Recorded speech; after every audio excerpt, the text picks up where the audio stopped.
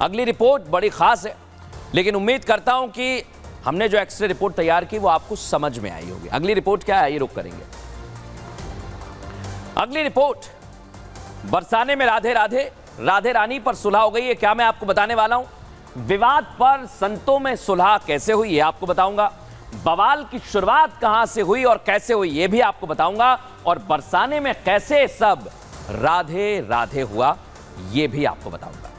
लेकिन आइए सबसे पहले आपको बताता हूं किस तरह से यह विवाद शुरू हुआ था, क्या था आखिर। बहुत सारे सवाल आपके मन में आए होंगे, आइए बताता हूं। कथावाचक पंडित प्रदीप मिश्रा 9 जून को ओंकारेश्वर पहुंचे थे, जहां उन्होंने अपनी कथा के पहले दिन प्रवचन के दौरान राधा रानी पर विवादित बयान को लेकर बताया कि यह उनका पुराना बयान था। उन्होंने कहा कि राधा रानी का नाम भगवान श्री कृष्ण की 108 पटरानियों और 1600 रानियों में नहीं है। यह उनकी कथा के दौरान बहुत पहले कहा था। उन्होंने लाडली के विवाह पर टिप्पणी की थी और कहा था कि राधा जी का विवाह छाता में हुआ है। पंडित प्रदीप मिश्रा के इसी प्रवचन के वायरल होने के बाद ब्रजवासी भारी आक्रोश से भर गए और उनका विरोध शुरू हो गया। फिर क्या हुआ आपको यह भी बताता हूं।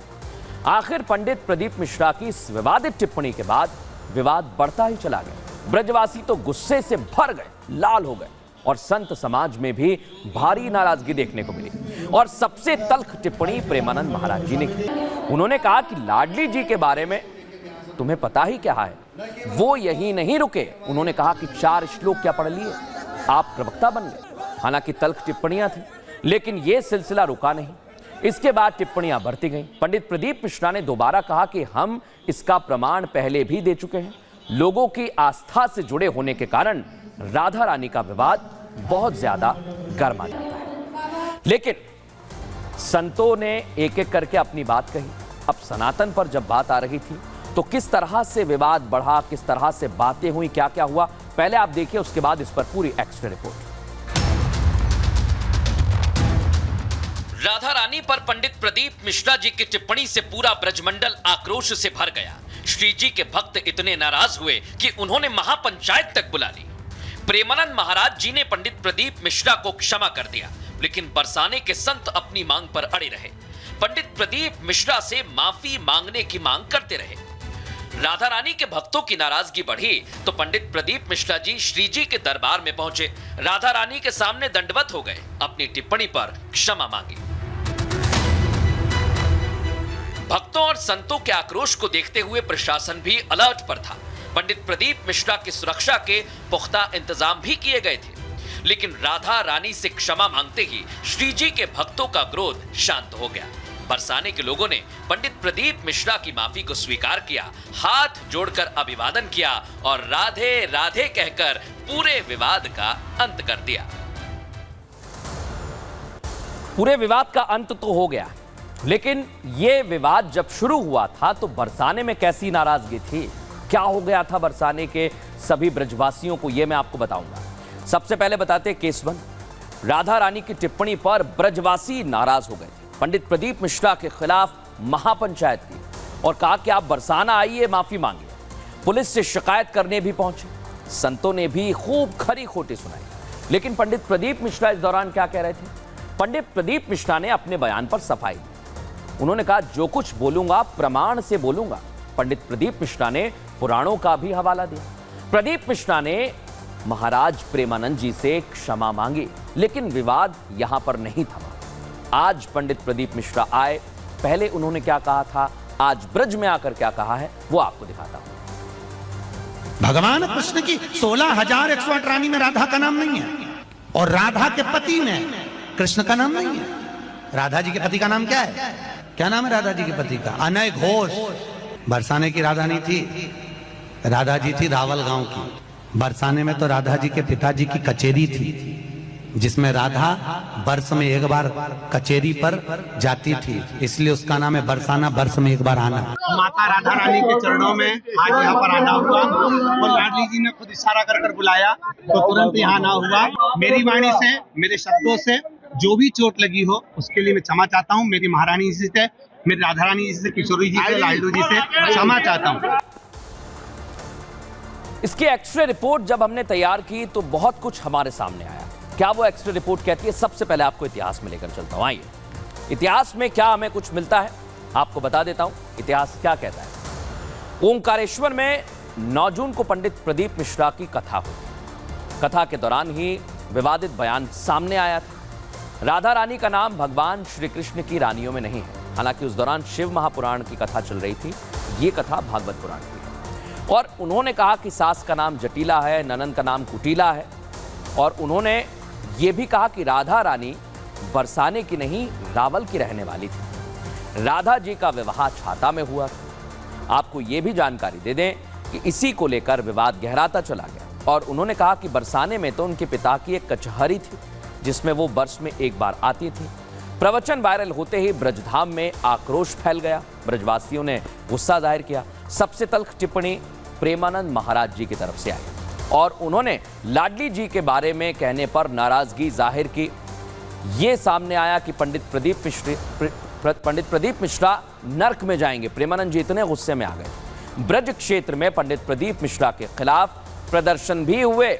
लेकिन आपको एक बात बता दूं, पंडित प्रदीप मिश्रा ने महाराज प्रेमानंद जी को जवाब दिया और उन्होंने कहा कि जिस जिस महाराज को प्रणाम चाहिए कुबरेश्वर धाम आ जाएं। राधा रानी की आड़ में बदनाम करने की कोशिश हो रही है। उस दौरान इस तरह की तल्खियां चलती रहीं। विवाद बढ़ने पर पंडित प्रदीप मिश्रा ने प्रेमानंद जी से भी कथा के दौरान क्षमा याचना की। ब्रज के संतों ने प्रदीप मिश्रा को क्षमा करने से इस दौरान मना कर दिया।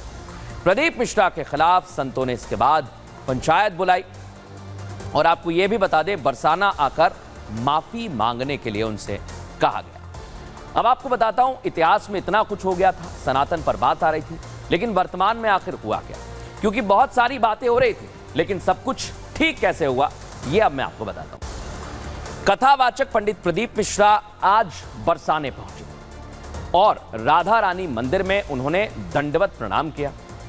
आपको यह भी बता दें, राधा रानी के सामने पंडित प्रदीप मिश्रा ने माफी मांगी। पंडित प्रदीप मिश्रा ने ब्रजवासियों का भी अभिवादन किया। इतना ही नहीं, श्रीजी मंदिर पर इस दौरान भक्तों की भीड़ उमड़ गई। संत भी पहुंचे। पंडित प्रदीप मिश्रा की सुरक्षा के भी पुख्ता इंतजाम आज वहां पर किए गए थे। और पंडित प्रदीप मिश्रा ने कहा, अब शब्द नहीं, राधे राधे कहें। ये उन्होंने कहा, राधे राधे कहें। अब भविष्य में क्या होगा, क्योंकि सनातन की बात है, इस तरह अगर संतों में ही विवाद होगा तो सवाल खड़े होंगे। लेकिन भविष्य क्या कहता है आइए आपको बताता हूं। तो भविष्य में मैं आ गया हूं, क्या कह रहा है भविष्य ये आपको एक बार बता देता हूं, क्योंकि ऐसे कई विवाद हमने देखे। उम्मीद है कि अब ये विवाद यहीं खत्म हो जाएगा। साथ ही साथ भविष्य में ऐसे बयानों से सभी को बचना चाहिए, यह भी भविष्य कहता है। विवादित टिप्पणी करने से सभी को बचना चाहिए, वो कोई भी संत हो। इतना ही नहीं, अगर विवादित टिप्पणियां आप ऐसे ही करते रहेंगे तो फिर विवाद बढ़ेगा। उम्मीद करते हैं कि विवाद खत्म हो जाएगा। आज जब पंडित प्रदीप मिश्रा ने माफी मांगी, प्रेमानंद जी से भी क्षमा मांगी, ब्रजवासियों से क्षमा मांगी, विवाद खत्म हुआ। ब्रजवासी इस पर क्या कह रहे हैं सुनिए जरा। आज प्रदीप मिश्रा राधे रानी के दरबार में आए और उन्होंने राधे रानी के सामने अपनी नाक रगड़कर माफ़ी मांगी। सभी ब्रजवासियों से उन्होंने माफ़ी मांगी। आज हृदय बहुत ही खुश हो गया। वो आज आया है और उसने नाक रगड़ी है और माफी मांगी है सबसे कि उसकी मति राधा रानी ने सही करी, जो आज आ गया और उसका जीवन सफल हो गया, और नहीं तो वो नरक में भी उसको जगह नहीं थी। राधा रानी ने उनको सद्बुद्धि दी और जैसे हम लोग चाहते हैं कि नाक रगड़ के माफी मांगे, साष्टांग दंडवत प्रणाम श्री राधा रानी के आगे उन्होंने करी, नाक रगड़ी और बाहर आकर के मीडिया के आगे भी क्षमा मांगी। इससे हम लोग संतुष्ट हैं। आज सभी ब्रजवासियों के समक्ष राधा रानी के सामने लंबी लेट करके और नाक रगड़ करके प्रदीप मिश्रा ने अपनी गलती की माफी मांगी है। तो ब्रज में राधे राधे है, ये विवाद यहीं खत्म होता है। लेकिन आज आपके लिए मैं एक और तस्वीर लेके आया हूं। एक्सरे रिपोर्ट में ये तस्वीर जब हमें मिली तो लगा कि आपको दिखाना चाहिए। क्यों दिखाना चाहिए, दिखाता हूं। उत्तराखंड में बारिश ने दस्तक दे दी है। जो यात्री उत्तराखंड पहुंच रहे हैं उनसे जुड़ी हुई खबर है, सावधान हो जाइए। पहली बारिश ने पूरे राज्य की व्यवस्था की पोल खोल दी है। आसमान से पानी बरस रहा है और सिर्फ पूरे उत्तराखंड में आप अगर तस्वीरें देखेंगे तो ऐसी ही तस्वीरें हैं। प्रदेश में आकाश से बरस रही बारिश लोगों के लिए आफत से कम नहीं है। बरसात की वजह से उत्तराखंड में चारों तरफ पानी ही पानी नजर आ रहा है। हरिद्वार में सड़कें पानी से लबालब भर गई हैं और सबसे ज्यादा हैरान परेशान तो ये तस्वीरें करती हैं जिनमें कई गाड़ियां पानी के सैलाब में तैरती हुई नजर आ रही हैं। हरिद्वार में मूसलाधार बारिश से सूखी नदी उफान पर आ गई है और इस नदी में बरसात के दिनों में पानी होता है। बाकी दिनों में इस जगह पार्किंग के लिए स्पेस दिया जाता है जहां पर गाड़ियां आती है और अब ये गाड़ियां बहती हुई नजर आ रही हैं, देखा आप। लेकिन आज आपको एक और मैं खबर दिखाने वाला हूं और वो खबर इसलिए दिखाने वाला हूं कि सावधान करने वाली खबरें आप देखिए। बिहार में भी हालात खराब हो गए, लेकिन बिहार में बारिश नहीं, यहां एक एक करके पुल गिरते जा रहे हैं। 11 दिन में 5 पुल। भ्रष्टाचार कहां तक पहुंच गया है। मधुबनी 28 जून 2024 पुल गिर जाता है। किशनगंज में 27 जून 2024 पुल गिर जाता है। मोतिहारी में 23 जून 2024 पुल वहां पर भी गिर गया। सीवान में भ्रष्टाचार का पुल 22 जून 2024 को गिरा और अररिया में 18 जून 2024 को भ्रष्टाचार का पुल गिर गया।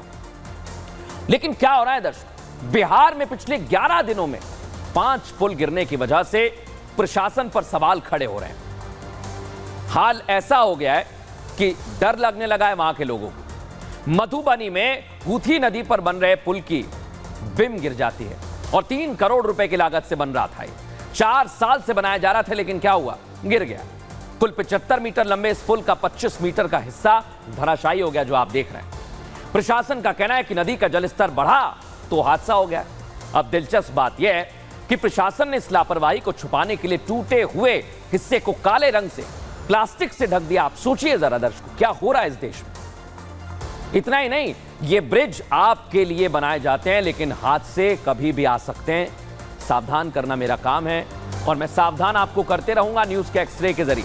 लेकिन सरकारें क्या करेंगी? क्या सरकारें सुनेंगी इस बात को? सुनना चाहिए। आप लोग भी आवाज उठाइए। फिलहाल न्यूज का एक्सरे में इतना ही।